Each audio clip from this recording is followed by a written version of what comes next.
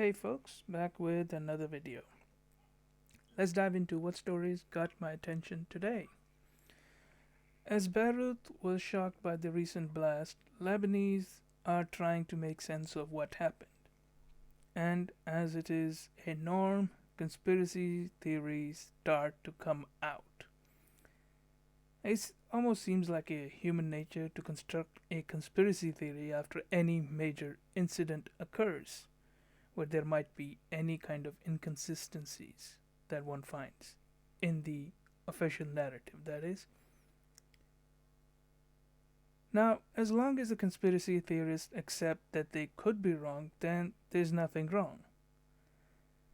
But what I think Lebanon really needs now more than ever is a strong government that will engage with the effort to change the direction of the country for better and not get bogged down in a blame game perpetually.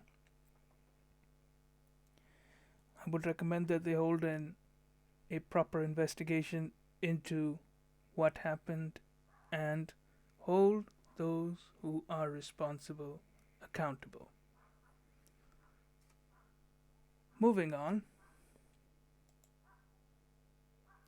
recently an Israeli jet bombed parts of Syria, and now as a result, Syria has reacted by signing an agreement with Iran to bolster their air defenses.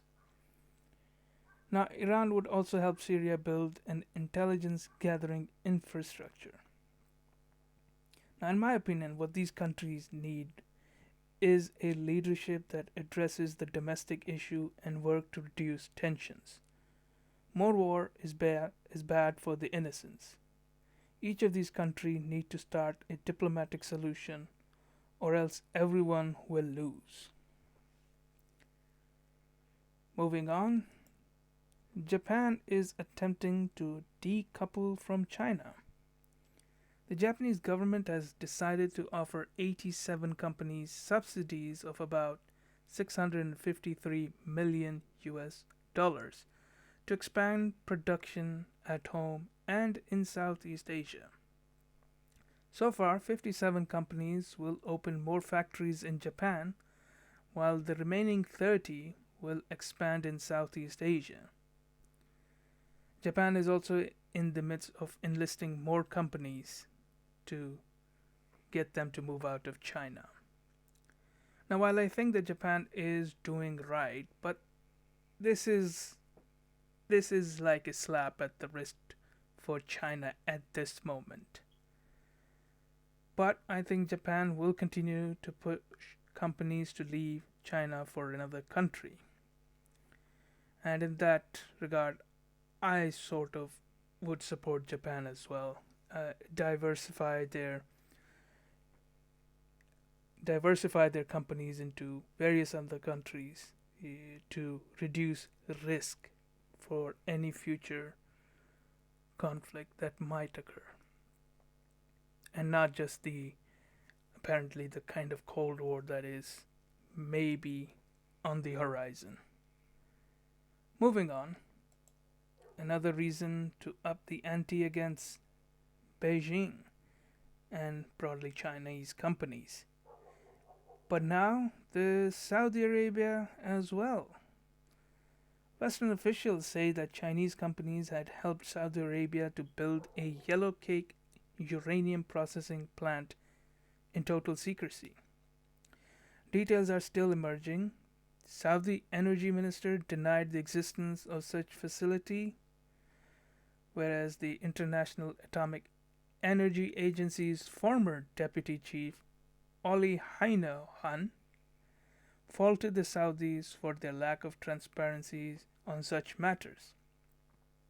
Now, the Saudi kingdom has plans to produce nuclear energy, which seems to be part of the Gulf states' run towards diversifying their energy sector into nuclear energy.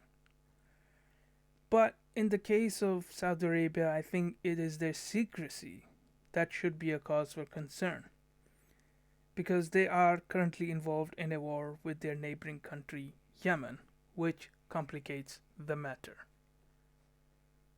Moving on, it is important to keep perspective and realize one's weakness and past mistakes. Now, Washington and Beijing were headed for a collision irrespective of who the leader was or what kind of situation there was.